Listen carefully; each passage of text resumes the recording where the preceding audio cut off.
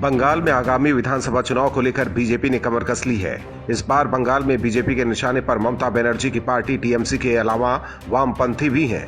BJP ने इस बार ऐसी प्लानिंग की है कि दोनों दलों का बंगाल से सफाया कर दे और बंगाल में कमल खिला दे। इस बार बीजेपी ने वामपंथियों पर हमला बोला है। कृषि कानून को लेकर मचे बवाल के बीच बीजेपी ने आरोप लगाया है कि वामपंथियों ने त्रिपुरा, केरल और पश्चिम बंगाल में अपने शासन के दौरान उसने किसानों पर अत्याचार किए। बीजेपी प्रवक्ता संबित पात्रा ने कहा कि जहां भी वामपंथी दल शासन में रहे वहां किसानों और अर्थव्यवस्था के लिए कुछ नहीं बचा।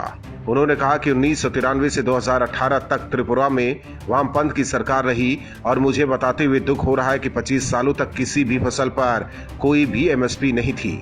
ये तमाम वामपंथी नेता जिन्होंने किसानों पर अत्याचार किए वो आज किसान हितैषी बने हुए हैं।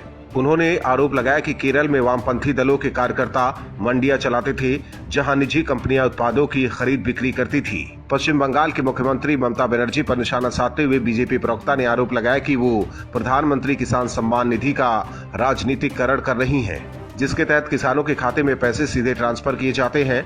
उन्होंने आरोप लगाया कि मुख्यमंत्री चाहती हैं कि वो पैसे सीधे राज्य सरकार के पास पहुंचे। दरअसल पात्रा का निशाना दूसरे राज्यों के बहाने बंगाल की राजनीति पर ही थी, क्योंकि बंगाल में भी लंबे समय तक वामपंथियों ने राज किया है और आने वाले चुनाव में टीएमसी की जैसी स्थिति है, इससे हो सकता है कि थोड़ा बहुत राजनीतिक लाभ वामपंथियों को मिल जाए। ऐसे में बीजेपी ने वामपंथियों की पोल खोलकर बंगाल के वोटर्स को आईना दिखाने की कोशिश की है। अब चुनाव बाद ही पता चलेगा कि बीजेपी के इस चाल का बंगाल के वोटर्स पर कितना फर्क पड़ा है और क्या बंगाल में कमल खिलता भी है या नहीं।